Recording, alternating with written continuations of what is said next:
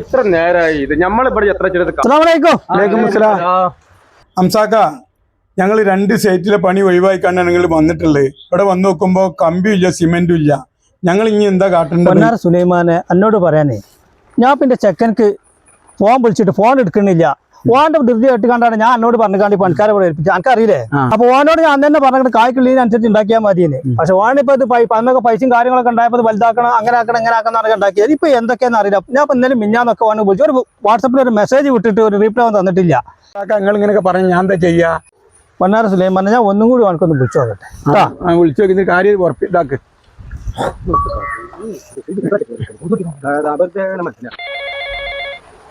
വലൈക്കും അസ്സലാം. എടാ ഇതൊക്കെ ഇതെന്താടാ മെസ്സേജ് ഒന്നും അയക്കാത്ത, ഫോണൊന്നും വിളിച്ചിട്ട് എടുക്കണില്ല. എത്തപ്പോ കാട്ട് ആ സുലൈമാനാണ് പണിക്കാരായിട്ട് വന്നും ചെയ്തേക്കണ്. ഇപ്പോഴത്തെ സ്ഥിതി എന്താണെന്ന് പണിക്കാരോ? അപ്പൊ ആ കുട്ടികളെ സ്കൂൾക്ക് ചേർക്കാൻ വേണ്ടിയിട്ട് യൂണിഫോം വേണം, മറ്റ് ബുക്ക് വേണം, ബാഗ് വേണം, കുറച്ചക്കരം വേണം എന്നൊക്കെ പറഞ്ഞാണ്ട് അതും ഒക്കെ ഞാൻ എവിടുന്നത് എടുത്തു കൊടുക്ക? എന്താ പറ്റി പറയേണ്ടത്? നിങ്ങൾക്ക് കായ്ക്ക് ചെലവില്ല. എന്നോട് ഞാൻ അന്നേ പറഞ്ഞേക്കണ്ട് 14,000 സ്ക്വയർ ഫീറ്റിന്റെ വീടൊന്നും ഉണ്ടാക്കണ്ട, ചെറിയൊരു വീടുണ്ടാക്കിയാൽ മതിന്ന്. അപ്പൊ അപ്പൊ എന്നോട് പറഞ്ഞത് ഇപ്പൊ അത് അങ്ങനെ ആയിക്കോളും, ഇങ്ങനെ ആക്കിക്കോളൂ, അത് നടന്നു പോകുന്നതാണ്. ഇപ്പൊ കണ്ടില്ലേ എന്താ പ്രശ്നം? എന്താ നിങ്ങളിപ്പോ പൈസക്കല്ലേ എന്നെ വിളിച്ചത് അല്ലേ? അല്ലാതെ എൻ്റെ സുഖവിവരോ അല്ലെങ്കിൽ ഇവിടുത്തെ അവസ്ഥ എന്താണെന്ന് ചോദിച്ചുകൊണ്ട് ഇപ്പം ഇതുവരെ വിളിച്ചിട്ടുണ്ടോ? ഉണ്ടോ? ഇല്ലല്ലോ.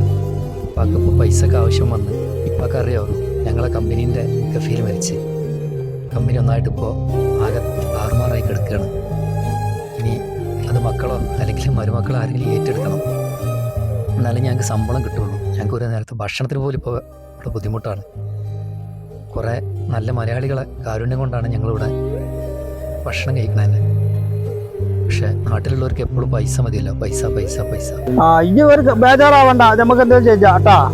നമ്മൾ അറിയണില്ല, എനിക്കിപ്പോ കുഴപ്പമൊന്നുമില്ലല്ലോ, അത് കേട്ടാ മതി. എന്നായിക്കോട്ടെപ്പാ, ഞാൻ ഒക്കെ ഒന്ന് ശരിയാവട്ടെ, പൈസ ഞാൻ അയച്ചു തരാം. അപ്പോൾ അതിന് അതുവരെ ഇപ്പം എങ്ങനെയെങ്കിലും ഒന്ന് അഡ്ജസ്റ്റ് ചെയ്യണം. എന്നാൽ ഞാൻ പിന്നെ വിളിക്കാം കേട്ടാ. ഞാൻ ഇവിടെ എന്തെങ്കിലും ചെയ്തോളാം, നീ പേടിച്ചണ്ട കേട്ടാ.